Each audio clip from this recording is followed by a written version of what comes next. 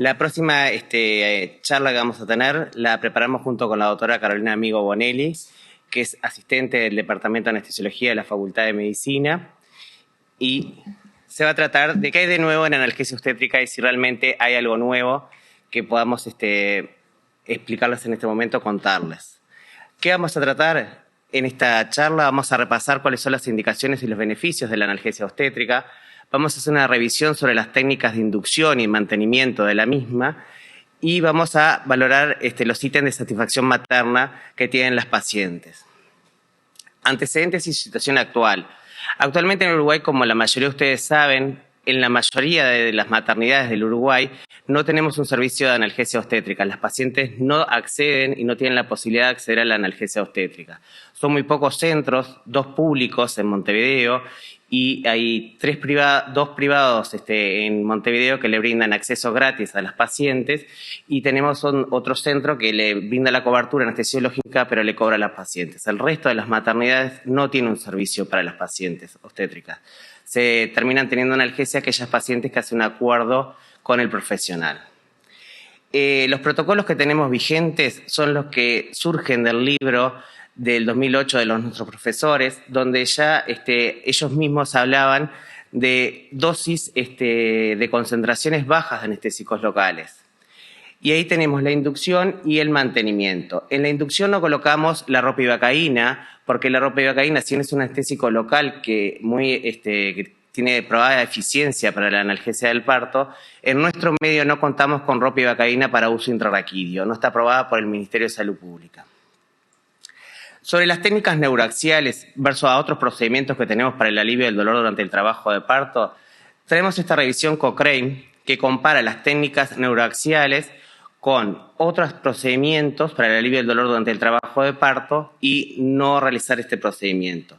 ¿Y qué se vio? Que las técnicas peridurales, del abordaje del neuroeje son las más eficientes para el alivio del dolor y que las mismas no aumentan el índice de cesárea, no aumentan el parto instrumentado y no aumentan los resultados neonatales adversos.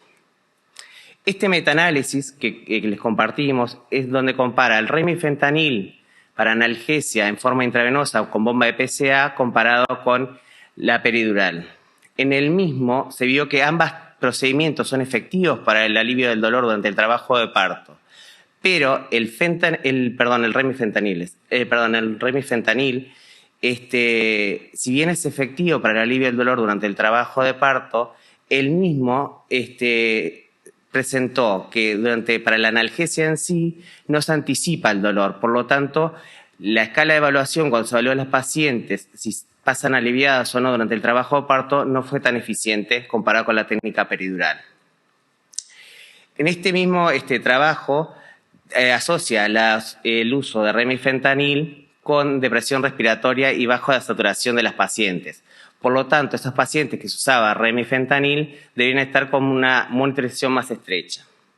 Estos otros 2 trabajos que están a continuación asocian el uso de paracetamol intravenoso y vía oral 1 gramo en cualquiera de las 2 vías junto con las técnicas regionales. Y se vio que el uso de paracetamol junto con la combinación de las técnicas regionales, tanto intravenoso como vía oral 1 gramo, mejora la calidad analgésica de las pacientes.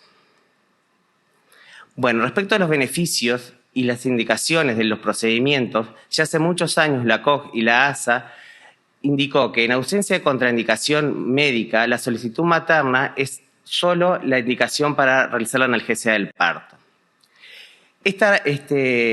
Siempre tenemos la disyuntiva cuando vamos a hacer analgesia del parto, por más que está altamente demostrado de que no hay un beneficio en realizarla antes o después con tantos centímetros de dilatación, es un tema que siempre está como en debate.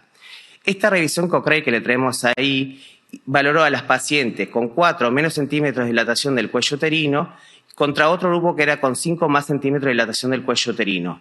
En ambos grupos se vio, la comparación de los grupos se vio que no hubo diferencias tanto en el parto instrumentado, el índice de cesáreas que tenían las pacientes, en los resultados neonatales ni en el pH de la arteria umbilical. Por lo tanto, solo la indicación materna es suficiente para realizar la analgesia del parto independientemente de los centímetros de dilatación del cuello uterino. Bueno, sobre las técnicas de inducción vamos a hablar de la técnica epidural, la técnica combinada espinal epidural y la técnica epidural con punción dural. La epidural, como ustedes saben, es la técnica clásica, habitualmente se hace. La desventaja que se le puede achacar a la técnica epidural es que tiene un tiempo hasta que realmente la paciente está analgesiada, que ese tiempo lleva entre 10 y 15 minutos. La técnica combinada espinal epidural tiene como ventaja un alivio rápido del dolor de la paciente durante el trabajo de parto y como una de las principales ventajas que se le achaca a este procedimiento o que se le atribuye a este procedimiento es que se asocia o se puede asociar con alteraciones de la frecuencia cardíaca fetal.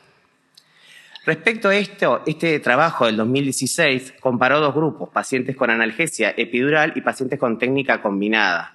La comparación de ambos grupos vio que las pacientes que tenían técnica combinada tenían un riesgo subjetivamente levemente aumentado respecto a las pacientes que tienen epidural. Por lo tanto, si bien tienen más riesgo, es muy poco la diferencia entre uno y otro procedimiento. Lo que sí se vio es que este riesgo levemente aumentado de las pacientes que tienen procedimiento combinado no se asoció a aumento del índice de las cesáreas. Este es un trabajo de investigación que culminamos en la maternidad del Centro Pereira Rosell, que justamente comparamos los dos procedimientos en pacientes con técnicas epidural y pacientes con técnica combinada. Hicimos un corte, incluimos 59 pacientes embarazadas. En ese trabajo no encontramos asociación de la técnica combinada con alteraciones de la frecuencia cardíaca fetal. Y con ambas técnicas, las pacientes tenían la misma eficacia analgésica. La técnica epidural con punción dural es una técnica que se describió por primera vez en 1996. Es una técnica que le escribió un autor japonés que en su principio no se asoció con la paciente obstétrica. Recién en el 2017 hay las primeras publicaciones de esta técnica asociada a la paciente obstétrica. Cuando se describió la técnica, se hacía aguja tras aguja y se hacía la punción dural con una aguja 26, así la describió el autor. Esta técnica ha crecido su uso a nivel mundial y lo que realizan es, a través de una aguja de punción dural, rompen la dura madre no inyectando medicamento y después inyectan medicamento en el espacio epidural. ¿Cuáles son las ventajas de esta técnica? ¿A qué se asocia? Es que el inicio es más rápido comparado con la técnica epidural, que tiene una mejor calidad de bloqueo sacro, ¿tá? Y bueno, ya sabemos que el catéter, si a la paciente se alivia y le genera analgesia, va a estar normoposicionado. Este estudio es un ensayo clínico de 120 pacientes que compara la eficacia de esta técnica, compara la peridural con punción dural, la que se le hace la punción dural y después se inyecta el medicamento a nivel epidural, con la técnica epidural simple, con diferentes técnicas de mantenimiento y función continua y bolos programados intermitentes. ¿Cuál es la variable en estudio? Es el inicio de la analgesia adecuada. Y teniendo otras variables secundarias como son los efectos adversos, el ORMASH, el índice de cesárea y la finalización del embarazo. ¿Qué se vio de esta técnica? Que aquellas pacientes que tenían la punción dural con la inyección del medicamento a nivel del espacio peridural se aliviaban más rápido que aquellas pacientes que tenían solo la epidural. Y a su vez se vio que no había diferencias significativas en las variables secundarias que fueron esas que yo les nombré abajo. Este otro estudio es un ensayo clínico de 200 pacientes que también compara la técnica de la punción dural con la inyección en el espacio epidural versus la epidural. ¿Y cuál fue lo que estudiaron en este estudio? Estudiaron cuál es el porcentaje de pacientes que se alivian con ambos procedimientos a los 10 minutos. Y se vio que mayor porcentaje de pacientes se alivia con la técnica que tiene la punción dural con la inyección del espacio peridural, comparado una con la otra. Este otro estudio, este ensayo clínico de 120 pacientes, también comparó, el objetivo del mismo era ver a aquellas pacientes que se le hacía punción dural y se le inyectaba la medicación en el espacio epidural, cuál era el tiempo de inicio y cuál era la característica del bloqueo respecto a la técnica peridural exclusiva. ¿Y qué se vio en esto? Que el inicio de la analgesia fue más rápido con la técnica combinada comparada con las otras dos. Pero si comparamos la técnica de la punción dural con la inyección en el espacio epidural, esas pacientes iban a tener una calidad de bloqueo mejor que la comparada con la epidural y a su vez los efectos secundarios, tanto fetales como maternos y van a ser menores que con la técnica combinada. Bueno, buenas tardes a todos. Mi nombre es Carolina Amigo y en esta oportunidad me tocaba hablarles un poco acerca de una actualización de las técnicas de mantenimiento en analgesia epidural obstétrica. Bueno, como ya conocemos clásicamente, tenemos dos grandes grupos de maniobras de técnicas de mantenimiento, que son los vuelos intermitentes programados. Por un lado, en nuestro servicio, al no contar con las bombas específicas, usamos como una adaptación, que serían los vuelos intermitentes manuales reglados. Y por otro lado, la infusión continua peridural. Lo que es la analgesia controlada por paciente, hoy en día no se describe tanto como una técnica de mantenimiento en sí, ella misma, sino más bien una técnica complementaria a las otras dos para mejorar un poco la satisfacción materna, el éxito de la analgesia y disminuir los episodios de dolor intercurrentes. Bueno, para hablar un poco de la evidencia, y es mucha la discusión de cuál es mejor la técnica de infusión continua, la técnica de infusión continua, la de vuelos intermitentes programados. Fue que le trajimos este metaanálisis. Este metaanálisis es un estudio publicado recientemente en una revista estadounidense, que justamente el objetivo es evaluar la eficacia y seguridad de las dos técnicas de mantenimiento, vuelos intermitentes versus infusión continua. Incluye 22 ensayos clínicos y llegó a un total de casi 2.500, 3.000 pacientes. Las variables que analiza este estudio, son múltiples y las vamos a ir repasando. En este caso vamos a empezar por lo que es la incidencia de cesárea y parto instrumental. Siempre es una discusión que se da frecuentemente. ¿Hacer analgesia epidural obstétrica aumenta el riesgo de cesárea? ¿Aumenta el riesgo de parto instrumental? Este estudio evidenció en el caso de la incidencia de cesárea que no hubieron diferencias en lo que es la incidencia de parto por cesárea entre una técnica de mantenimiento y la otra, ¿tá? Cuando hablamos del parto instrumental, que en realidad es como algo mucho más clásico, que en la evidencia ya se ha visto varias veces que sí, podría haber una tendencia a que lo podría aumentar, este estudio en realidad vio que no habían diferencias entre lo que es el mantenimiento por vuelos intermitentes programados y la infusión continua. Igualmente, en este metaanálisis hace una salvedad y dice que el análisis de los resultados en bruto no mostró una diferencia, pero luego el análisis artículo por artículo, pudiendo sacar algunos sesgos de algunos de ellos, sobre todo uno de ellos donde las concentraciones utilizadas eran muy altas, sí podría ser que haya una tendencia a que los vuelos intermitentes programados tuvieran menos incidencia de parto vaginal instrumentado que el mantenimiento por infusión peridural continua. Y ya que esto es algo que está muy discutido, o sea, ¿cuál es la relación real entre la analgesia epidural obstétrica y la incidencia de parto instrumental? ¿Realmente aumenta o no aumenta el riesgo? Se publicó también reciente en el año 2021 este metaanálisis, cuyo objetivo es eso, es establecer cuáles son los factores de riesgo de parto instrumentado en pacientes que tuvieron partos vaginales con analgesia epidural obstétrica, ¿tá? Este metaanálisis en sí no concluye a favor de que la analgesia epidural en sí sea un factor de riesgo para aumentar el riesgo de parto instrumental, pero sí identifica factores de riesgo dependientes de la analgesia que nosotros podamos realizar que podrían sí aumentar ese riesgo, ¿tá? Principalmente el que más hincapié realiza es en el bloqueo motor en las pacientes, ¿tá? En una relación que podría haber directa entre paciente con más bloqueo motor, paciente con más riesgo de parto instrumentado, ¿sí?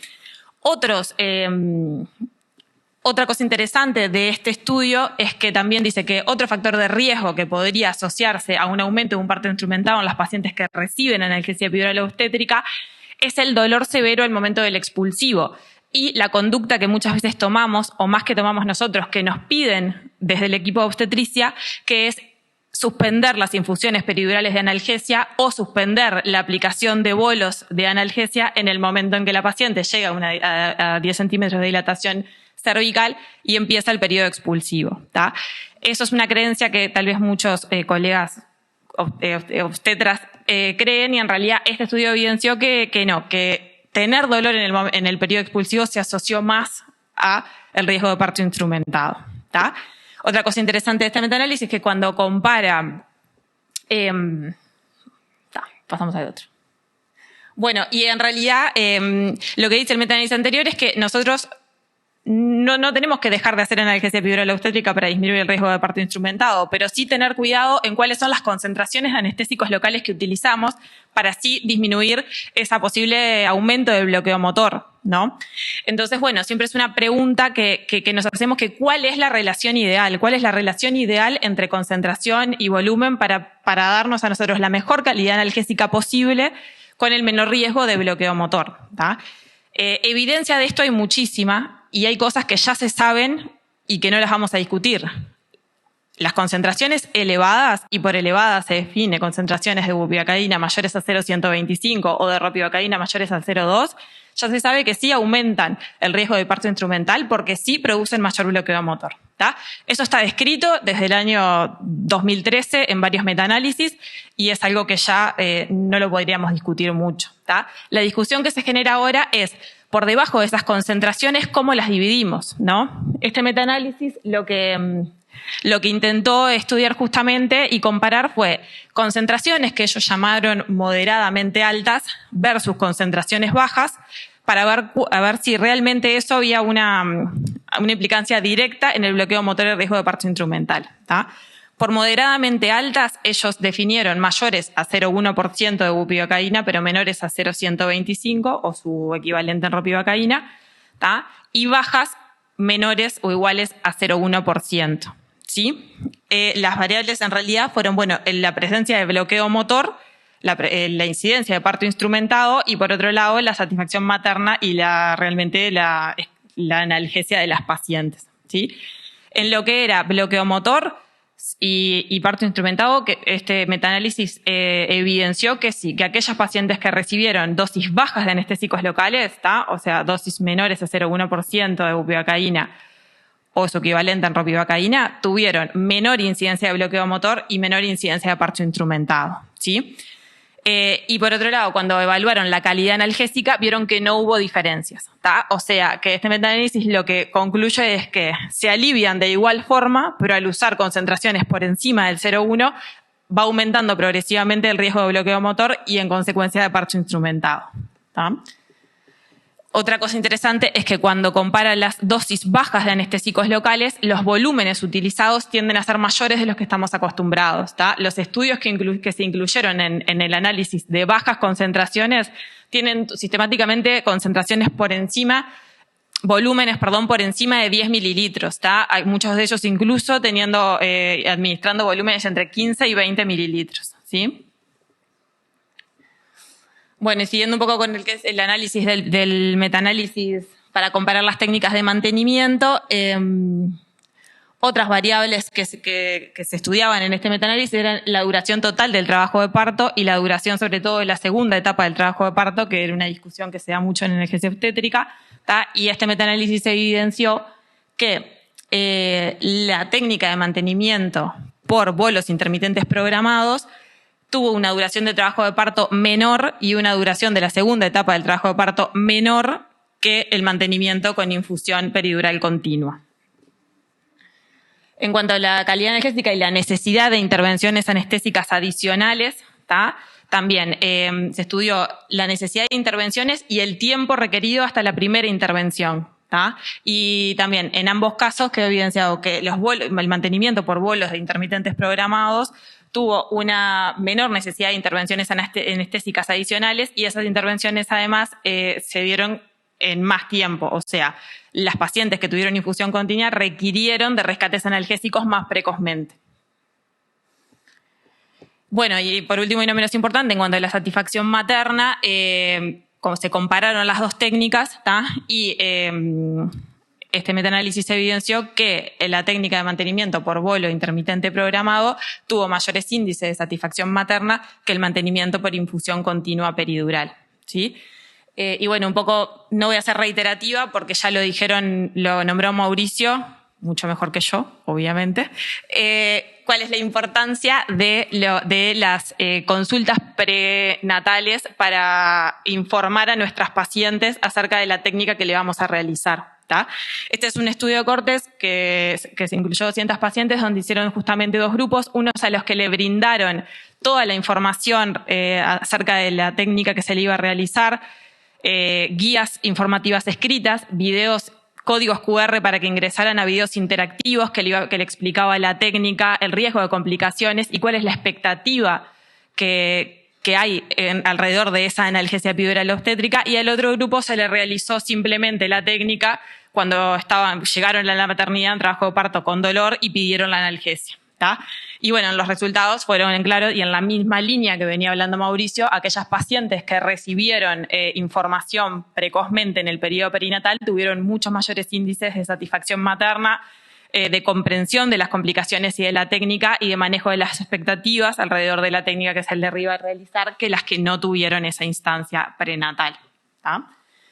Bueno, y a modo de cierre, un poco como una suma de toda la información que les brindamos, bueno, primero destacar que todas las técnicas que presentamos acá tienen eficacia clínica demostrada, por lo tanto no hay algo que esté mal hacer. Todas probaron ser eficaces y seguras para analgesiar a nuestras pacientes en el trabajo de parto, ¿sí? Y bueno, y que la decisión debería ser individualizada en cada caso en particular. No hay una paciente que es igual a la otra y no hay un anestesiólogo que es igual al otro, por lo tanto hay que tomar muchos factores en cuenta, como ser las ventajas y desventajas de cada técnica en sí, la preferencia personal del operador y cómo maneje cada técnica el anestesiólogo actuante, y obviamente la situación clínica de la paciente, la tolerancia al dolor, la dilatación cervical al momento de realizar la analgesia. Así que bueno, y en cuanto a lo que es de las técnicas de mantenimiento, nosotros creemos que la que cumple mejor con los requisitos y la que en cierto punto nosotros recomendaríamos como superior justamente sí es hacer un mantenimiento mediante bolos intermitentes. En nuestro caso, como ya dije, porque no tenemos en nuestra maternidad, serían bolos intermitentes manuales reglados, ¿sí? Con un uso de anestésicos locales a bajas concentraciones, y con bajas concentraciones nos referimos a concentraciones menores al 0,1% y volúmenes altos, que ronden en el torno de los 15-20 mililitros para mejorar la calidad analgésica. Y bueno, como en la misma línea que veníamos, promover las charlas de analgesia en el periodo perinatal, porque eso ya ha demostrado que mejora la experiencia de la madre al momento de recibir la analgesia epidural obstétrica. Gracias.